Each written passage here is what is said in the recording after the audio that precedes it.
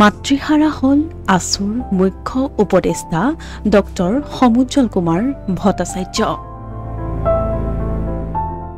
অসম আন্দোলনৰ অগ্ৰণী কৰ্মী বীণা ভট্টাচাৰ্যৰ দেহাৱসান। গুণমুগ্ধৰ উপস্থিতিত নৱগ্ৰহ শ্মশানত শেষকৃত্য সম্পন্ন। সদৌ অসম ছাত্ৰ সন্থাৰ মুখ্য উপদেষ্টা ডক্টৰ সমুজ্জ্বল কুমাৰ ভট্টাচাৰ্যৰ মাতৃ তথা অসম আন্দোলনৰ অগ্ৰণী কৰ্মী বীণা ভট্টাচাৰ্যৰ দেহাৱসান।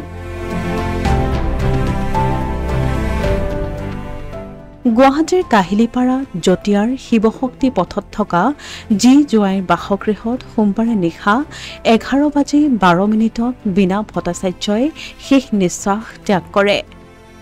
95 বছৰ বয়সত শেষ নিশ্বাস ত্যাগ কৰে অসম আন্দোলনৰ অগ্ৰণী কৰ্মী বীণা ভট্টাচাৰ্যই।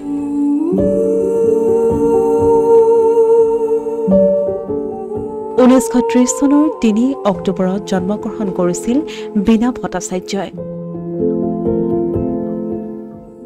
ডিব্ৰুগড় মিছনেৰী স্কুল, যোৰহাটৰ জগন্নাথ বৰুৱা মহাবিদ্যালয়, গুৱাহাটীৰ সন্দিকৈ ছোৱালী মহাবিদ্যালয় আৰু তেজপুৰৰ দৰং মহাবিদ্যালয়ত শিক্ষা গ্ৰহণ কৰিছিল বীণা ভট্টাচাৰ্যই। প্ৰখ্যাত বাসিন্দ বংশৰ সন্তান বীণা ভট্টাচাৰ্যৰ পিতৃৰ নাম আছিল আনন্দেশ্বৰ বৰুৱা আৰু মাতৃ আছিল কনকলতা বৰুৱা। কম বয়সতেই দেশৰ স্বাধীনতা আন্দোলনত ভাগ লৈছিল বীণা ভট্টাচাৰ্যই। মহাত্মা গান্ধী অসমলৈ অহাৰ সময়ত স্বেচ্ছাসেৱকৰ দায়িত্ব পালন কৰিছিল বীণা ভট্টাচাৰ্যই। সদৌ অসম ছাত্ৰ সন্থাৰ মুখ্য উপদেষ্টা ডক্টৰ সমুজ্জ্বল কুমাৰ ভট্টাচাৰ্য বীণা ভট্টাচাৰ্যৰ চতুৰ্থ সন্তান। অসমৰ জাতীয় জীৱনৰ বহু ঘটনাৰ সাক্ষী আছিল তেওঁ। মঙলবাৰে নৱগ্ৰহ শ্মশানত অসংখ্য গুণমুগ্ধৰ উপস্থিতিত শেষকৃত্য সম্পন্ন কৰা হয় বীণা ভট্টাচাৰ্যৰ।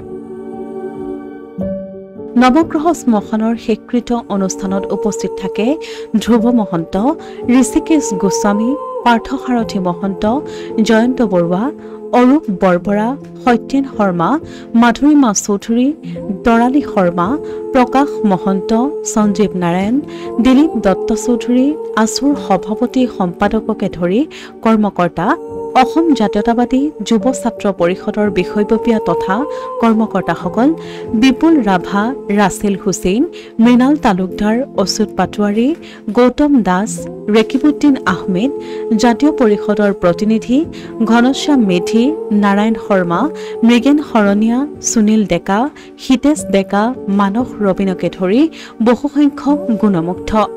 মাতৃয়ে হৈছে শক্তি আৰু সেই মাতৃৰ শক্তিৰ বাবে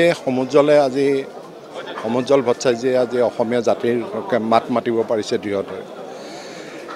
আজি সেই মাতৃগৰাকী বিয়োগ হৈছে আৰু তেখেতৰ বয়সো হৈছে। জন্ম হ'লে মৃত্যু আছেই। গতিকে আমি সমুজ্জ্বলে আজি এখন ঘৰৰ ওপৰৰ ছাদ নোহোৱাৰ দৰে হৈছে, কিন্তু সময়ে সেইখিনি সকলো ভগৱানে শক্তি দিয়ে আগবাঢ়ি যাবলৈ। আৰু আজি তাৰ সমুজ্জ্বলৰ মাত বিয়োগত আমিও মৰ্মাহত হৈছোঁ। তেখেতৰ আত্মাৰ সদ্গতি কামনা কৰিছোঁ। সদৌ অসম ছাত্ৰ সন্থাৰ কৰ্মীসকলৰ বাবে মাতৃস্বৰূপ আছিল বীণা ভট্টাচাৰ্য। বীণা ভট্টাচাৰ্যৰ বিয়োগ অসমৰ জাতীয় জীৱনৰ বাবে এক বৃহৎ ক্ষতি। Asomiya Pratidin digital desk.